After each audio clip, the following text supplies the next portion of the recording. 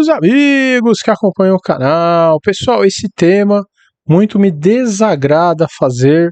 Essa questão de emprego é realmente algo muito ruim, né? O desemprego, então, são males aí, né, gente, da humanidade que se aproximam a outros grandes males. Então é sempre muito desagradável falar disso, não gosto.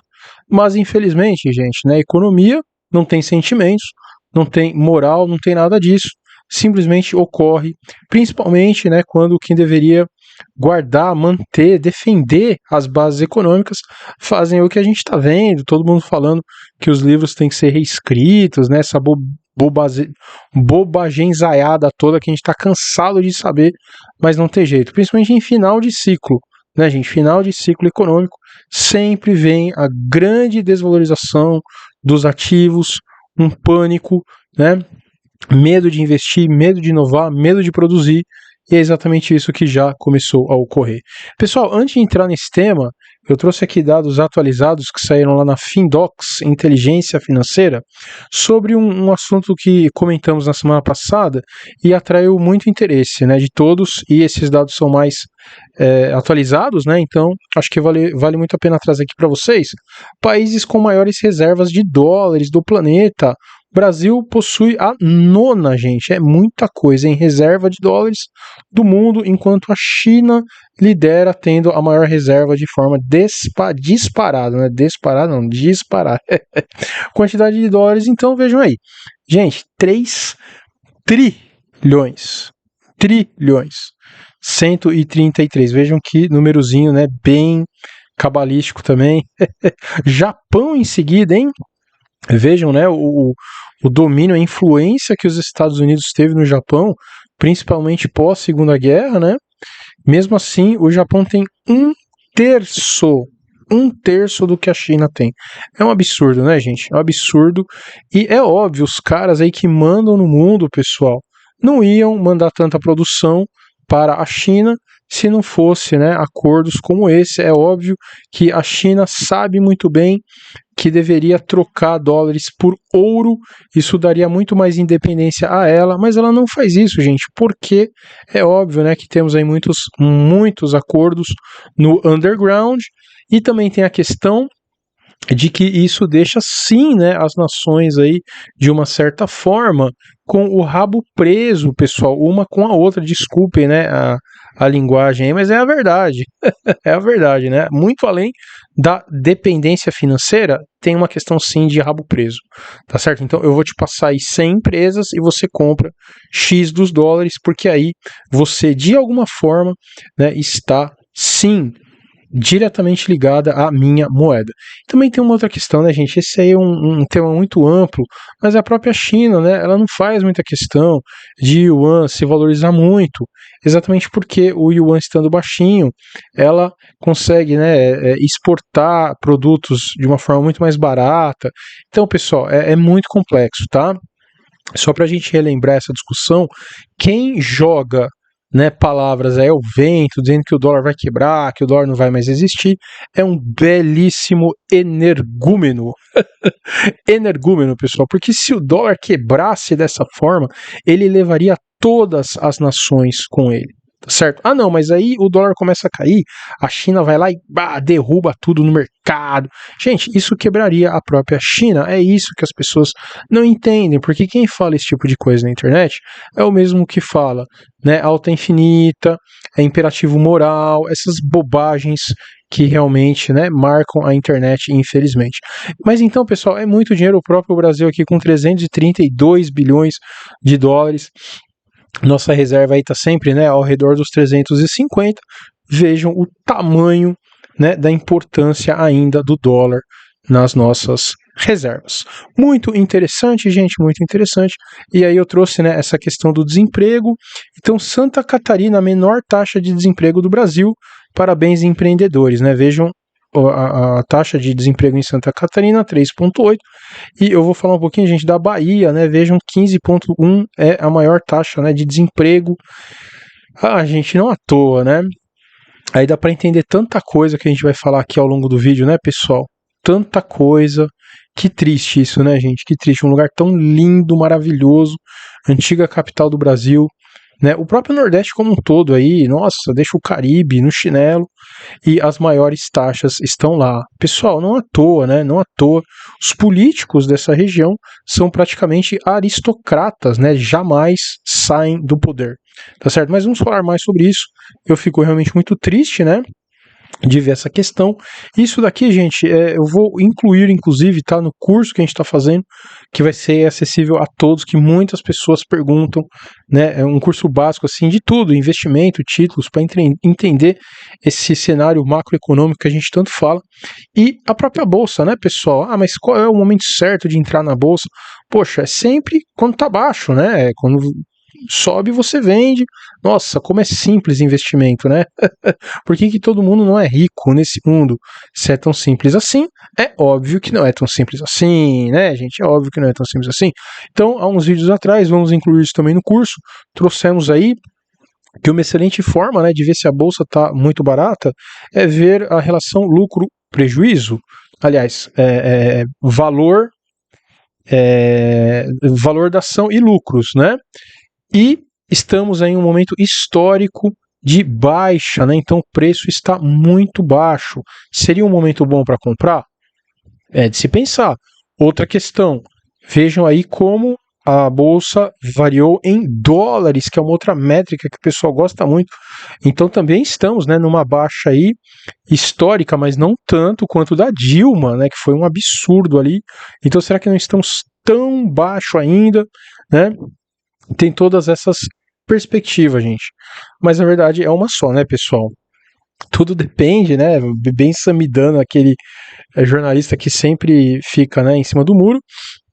Mas é óbvio que mesmo você olhando um gráfico desse, o gráfico do lucro-preço, né, você não consegue se decidir simplesmente por isso. Você tem que analisar as questões macroeconômicas, as perspectivas para o Brasil nos próximos 4 anos. É só criar imposto, não vai produzir mais nada, aumentar o Estado. Então tem muitos poréns aí para analisar, tá, gente? Mas eu quis também trazer esse gráfico para a gente ter uma ideia do momento que estamos na Bolsa, se calcularmos em dólares.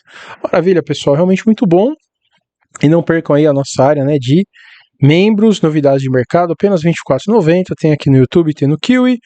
A Bloomberg alertando de crash, de abandono de rally, de ações, de zumbis estão de volta. Essa semana, gente, aí no feriado, vamos lançar, né, um vídeo especial sobre o CEO do JP Morgan, dizendo que se continuar essa corrida bancária, muitos outros SVBs que quebrou, né, virão à tona.